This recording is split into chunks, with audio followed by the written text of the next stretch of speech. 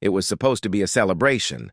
That's how they sold it. A soft spring evening at the Grantwood estate. Trimmed hedges, lantern-lit paths, and champagne flowing on silver trays. Noel's name was everywhere, on napkins, menus, like she was royalty. In a way, she was. The daughter of Clarissa Grant, a woman with charm and venom. And me? I was the man history had written out. An embarrassing footnote. The moment I stepped onto the estate grounds, I knew I didn't belong. I could feel it.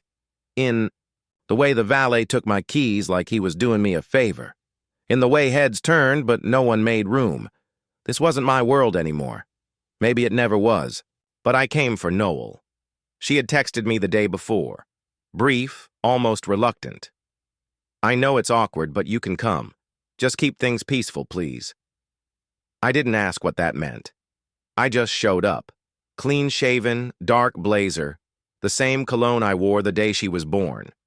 I stood near the edge of the lawn by the hedges, holding a flute of something dry and expensive I barely sipped. Noel looked beautiful, radiant.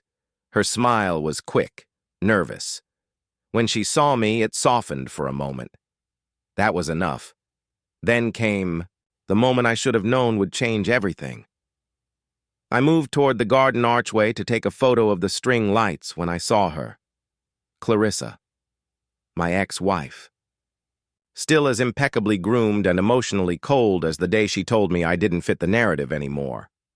She entered the room like a curtain of perfume and frost. Her heels clicked on the cobblestones like gavels hitting a bench. She spotted me across the lawn and made a beeline, a drink in one hand, her mother's silver bracelet glittering on the other. I didn't brace myself. I should have. "You don't get to loiter around like a proud father," she hissed, voice low but sharp. "You're not my husband anymore." I stayed calm.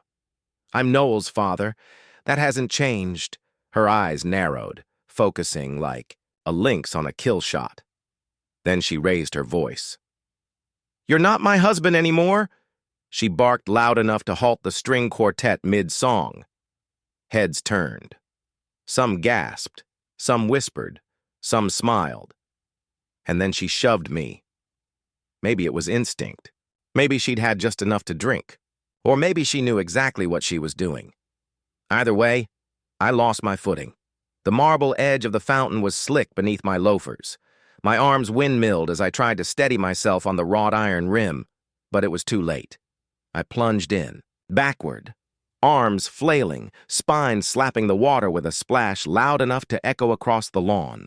Cold, chlorinated water swallowed me whole for a moment before I bobbed back up, soaked and stunned, like a washed-up extra from a bad sitcom.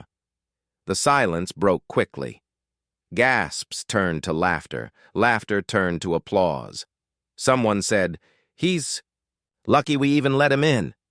I sat there, water dripping down my face, my shirt plastered to my chest, blazer floating like a sad cape around me. Somewhere, a waiter whispered, "Should I help him out?" And someone else snorted, "Let him marinate." And that's when I smiled. I didn't stand. I didn't flail. I just sat up straight in the water, my arms resting on the edge of the fountain like a man enjoying a casual soak. I looked at Clarissa, mascara perfectly intact, rage blooming in her chest like wildfire. I looked past her, too. At Noel, frozen in her pale yellow dress, jaw slack, a trembling champagne flute in her hand. At Dominic, her fiancé, awkwardly deciding if he should step in. At Clarissa's father, Judge Conrad Grant, who watched me with the same cold contempt. He wore at our divorce hearing. Then I said just one thing, clear, calm, almost casual. "Remember this moment." The laughter died fast, not all at once, but like a candle guttering out in a draft. Some chuckles lingered, unsure of themselves. A few guests looked away. Clarissa opened her mouth as if to speak, but nothing came out. Maybe it was the smile. Maybe it was the stillness. Maybe it was the way I didn't scream, didn't rage, didn't crawl, just sat there, dignified, dangerous. A waiter finally moved, offering me a hand. I took it. My shoes squished as I stepped out of the water, droplets falling like punctuation. Marks around me. I peeled off my blazer and laid it neatly over a nearby chair. Someone tried to offer me a towel. I waved it off.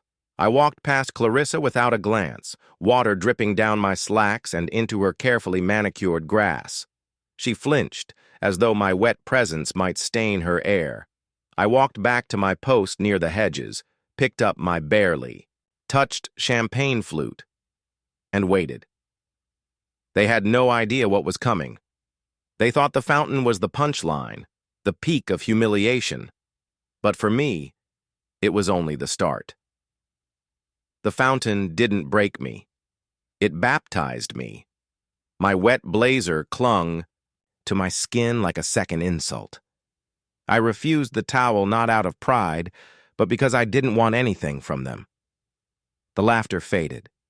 Whispers started turning into something sharper. I stood at the edge of the lawn, watching them pretend I wasn't there, like I could be erased with enough champagne and piano music. Clarissa disappeared back into the tent, probably to spin her version of the fountain story, one where she was the victim. That was her way. Always the fragile heroine in her own theater of cruelty. But I didn't yell. I didn't demand. I had come for something bigger. I came to deliver the answer they hadn't dared to ask. What happens when the man you discarded stops playing along? The first sign was the silence. It rolled in slow, like fog on a battlefield. Guests stopped mid-sentence, turning toward the gates. Even the musicians, unsure whether to resume or freeze, turned their heads. The estate gates creaked open. Everyone's. Heads turned, eyes narrowing like curious deer sensing a predator. Then the car appeared. Not just any car. A black Mercedes Maybach, long and low, its polished frame gleaming beneath the string lights like it had been born from shadow and wax. Behind it, two more dark vehicles, quiet, seamless, in sync. Not limos or hired Ubers. These were precision machines.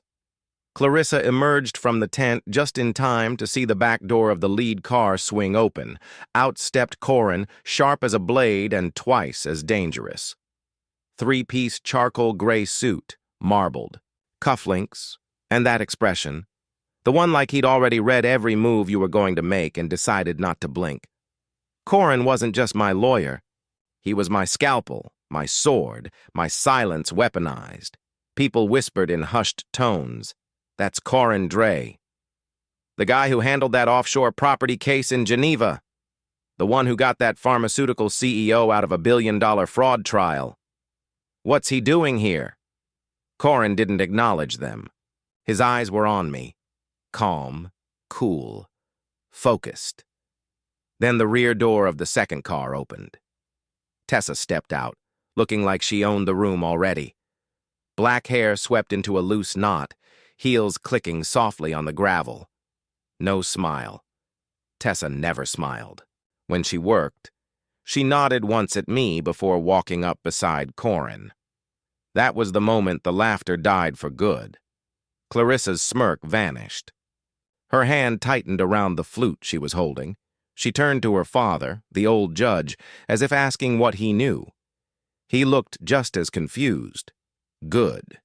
Because they were about to learn just how far behind they'd fallen. Corin approached me first. He didn't comment on my soaked shirt or dripping shoes. He simply handed me a fresh navy blazer, pressed and folded, with a silk pocket square in the exact shade of Lorest blue. It wasn't just a change of clothes. It was a reminder I was never out of moves. Corin turned toward the crowd.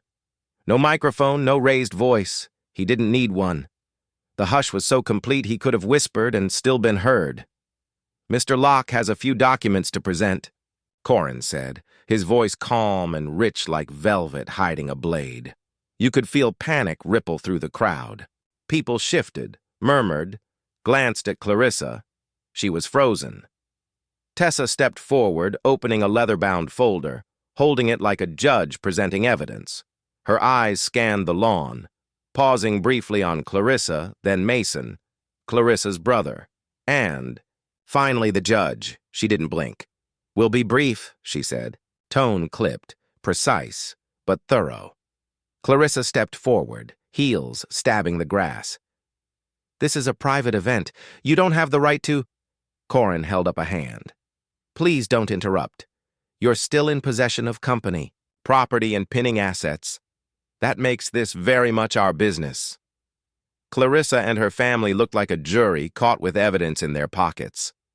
Noel moved closer to Dominic, unsure whether to intervene or retreat. Her eyes flicked between her mother and me, something flickering there I hadn't seen in years. Curiosity, maybe even hope. Clarissa scoffed, trying to regain her footing. "This is a stunt, an embarrassment." "No," I said quietly, stepping forward, wearing the fresh blazer like armor. "That was the fountain. This is something else." Corin reached into the folder and withdrew the first envelope. "Legal notifications," he said. "Filed, stamped, and served." No one moved. Tessa added, "This isn't a party anymore." And that was the moment everything shifted. The laughter didn't return. The derision didn't flare up again. People stopped seeing me as the man who fell into a fountain and started seeing me as something else, something they hadn't accounted for. Clarissa's expression stayed frozen, but I caught the tremble in her hand. That was all I needed. They thought the fall was the end, but it was just the start of their descent. Clarissa was reeling. I could see it in the flare of her nostrils and the way she kept glancing at her father, like she needed him to wrest control of a room she thought was hers. She always thrived on theatrics, her voice, her wardrobe, her timing. But this wasn't her stage anymore, and she was starting to feel it. Corin turned to her, calm as ever, and handed her a sealed manila envelope. The kind of envelope that smells like law offices and ruined legacies. He didn't say much. "Just enough. Official notification," he said, voice steady. Clarissa took the envelope with 2 fingers like it might be contaminated. "What is this?" "Your future," Corin said. "Or what's left of it." I watched her tear it open. Her eyes scanned the first few lines, and her posture changed. Rigid spine, shoulders angling defensively. She was bracing for impact. But the blow was already in motion. "Effective immediately," Corin continued. "You are no longer the majority owner of Lockrest Media." She looked up slowly, face blank, but panic flickered in her eyes. "You're bluffing." "I don't bluff," Corin replied, folding his hands neatly. "We spent the last 18 months acquiring controlling interest through holding entities and private shareholders. All legal, all documented." She blinked hard. "Impossible. I would have known." "No," I said quietly, stepping forward. "You wouldn't have. You weren't looking. You were too busy painting me as obsolete to notice the foundation shifting beneath you." Clarissa's gaze snapped to me, fury blooming in her cheeks. "You think you can just waltz back in and take what I built?" "I'm not taking anything," I said. "I'm reclaiming what was always mine. The difference is I didn't need a headline to do it." Behind her, Mason, her brother and eternal yes man, tried to snatch the documents from her hand. But Corin blocked him with a subtle step. Tessa moved in too, her presence quiet but unmistakable. "You're going to regret this," Mason hissed, glaring like a schoolyard bully unprepared for someone who studied law and revenge in equal measure. "Regret?" I asked. "No, I already did that. I regretted giving you the benefit of the doubt. I regretted letting my name get buried in your narrative. I regretted thinking loyalty was louder than ambition. But now, I don't feel a thing." Clarissa tried to laugh, but it came out brittle, hollow. "You're just trying to embarrass me in front of Noel. That's all this is." I turned slowly to face my daughter, standing a few feet away in her pale yellow dress. Her expression caught somewhere. between shock and awe. "Noel," I said, "this isn't about embarrassing anyone. It's about truth. You deserve to know what's really going on in this family, what's been hidden behind curated images and press statements." She didn't respond. Not yet, but she didn't look away either. Clarissa barked, "This doesn't change anything." But she was wrong. It changed everything. 2 years ago, I was living in a rented apartment with nothing but a broken credit score and a box of court papers that felt like a coffin. Clarissa had taken everything: the house, the cars, public sympathy, and worst of all, my daughter's distance. People told me to move on, find peace, write a memoir, let the dust settle. But I don't believe in letting anything settle when it's built on lies. So I rebuilt, quietly, carefully. While they laughed at me consulting for boutique firms, I bought into them. When they said I'd never touch Lockrest again, I started acquiring small shares through offshore proxies: Cyprus, the Caymans, Luxembourg. They were puzzles only someone like Corin could assemble. And he did. Tessa came later, a former corporate auditor with an intuition for deceit. She found the gaps in Clarissa's paperwork, the unreported bonuses, the irregular deposits. She traced every dollar Clarissa used to keep her socialite status intact, including the ones that funded this very party. I didn't need to crash the engagement party. I owned the rights to the tablecloths and marquee, and now everyone here knew it. Mason tried to shout over the murmurs, "This is fraud! You orchestrated this behind our backs!" Corin tilted his head. "No, what you're describing is called strategy. What Clarissa did with company funds, that's fraud," Clarissa spat. "Watch your words or I'll sue," she threatened. Tessa pulled out another document. "You might want to read this before getting litigious." Clarissa scanned it, and I saw the blood drain from her face. "That's the internal audit you never thought anyone would authorize. It shows how you funneled over $600,000 into non-business accounts, including this party." "You can't prove that." "Oh, we can," Tessa said. "Your name is on every transfer and we have the emails." The crowd murmured louder. The evening was no longer about champagne and canapes. It was a corporate earthquake in formal wear. Clarissa looked to her father, the judge, who had backed her through every dirty move. But even he couldn't stop this. He just sat there, jaw clenched, the weight of reputation pressing down. "You thought the divorce gave you control?" I said calmly. "No," I continued. "It gave you what you asked for, but not what was underneath." Clarissa took a step back. Just one step, but enough. That was the step of someone realizing she wasn't the hunter anymore. She was the hunted. They didn't know who I was anymore. But to be fair, they never really did. Standing there, surrounded by half-frozen champagne flutes and whispers with sharper edges, I felt more grounded than I had in years. Clarissa's face twisted with disbelief, the same face I once watched, laugh in court as the judge handed her most of our assets. Her family always treated me like an outsider, presentable for holidays, charming for photos, but never worthy of a seat at the real table. I accepted that once. The weight of being less draped over me like a suit that never fit. But all of that was before the fall, not the fountain. The real fall, the divorce, the financial scorched earth policy. The day I left my house with nothing but my name and a black duffel bag. That was the moment I stopped playing their game and started building my own. 5 years ago, I stood at the threshold of a tiny apartment. No heat, peeling paint, holding that duffel bag like it still meant something. I slept on a futon for 2 years, never complaining, even when winter bit through the windows. I didn't have much, but I had clarity, time, and something more dangerous than rage. Silence. Silence lets you observe. Silence lets you build. I started small consulting gigs for struggling businesses, strategy calls for green tech firms. Most paid me in equity, some in late checks, some in handshake promises. I kept all the receipts, every slide deck, every dollar. Reinvested. I watched companies fail and grow. I learned what makes people desperate and reckless. And I took notes. One shell company became 3. Then a portfolio of 12 silent partnerships, all layered beneath Locke Strategic Holdings, a name I chose deliberately.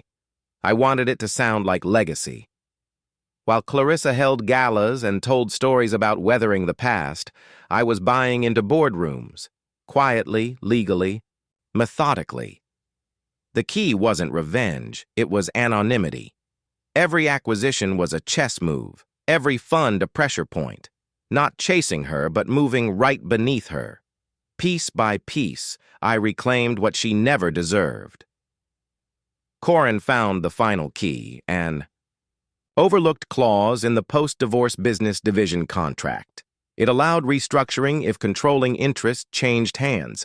That clause sat dormant until I hit 51%. Then 62%. That was 72 hours ago. The morning I crossed the threshold, I stood in my downtown office. Tessa was already there, tablet in hand, coffee steaming. "It's time," she said. "Everything filed? Filed, time-stamped, secured, transfer, email sent, ward notices on desks." Corin stepped in with a thick folder. "Shall we save the date?" I didn't smile. "Noel's engagement party," I said. "They won't expect it." The moment I waited for had arrived. I wasn't here for a press conference or a boardroom coup. I wanted the same curated elegance they'd always used to make. Me feel small, I wanted to reclaim it, not with a bang, but with a signature. Now standing under the string lights they once toasted under, without me, I wasn't thinking about humiliation. I was thinking about the woman who once told me I was lucky to be married to her. The woman who said, "You're not built for empire." The woman now shaking with an envelope in her hand, while her empire cracked beneath the weight of its own ego. They didn't know who I was anymore, but they were learning. Every whispered conversation, every side eye, every dry swallow of regret. Clarissa wasn't used to being outplayed. She moved like a cornered animal, nostrils flaring, smile plastered over panic, trying to spin a new reality faster than the old one fell apart. "None of this changes what people think of you," she hissed. "You're still the man I left." "No," I said quietly. "I'm the man you didn't see coming." She opened her mouth to retort, but I stepped around her, leaving only the scent of ink and precision in my wake. I looked up and met Noel's eyes. She was watching, really watching. The kind of look that strips years off memory and makes you hope. I didn't wave. I didn't explain. I just nodded once and walked back to where Corin and Tessa stood waiting. Because foundations don't need applause. They just need to hold until everything else collapses.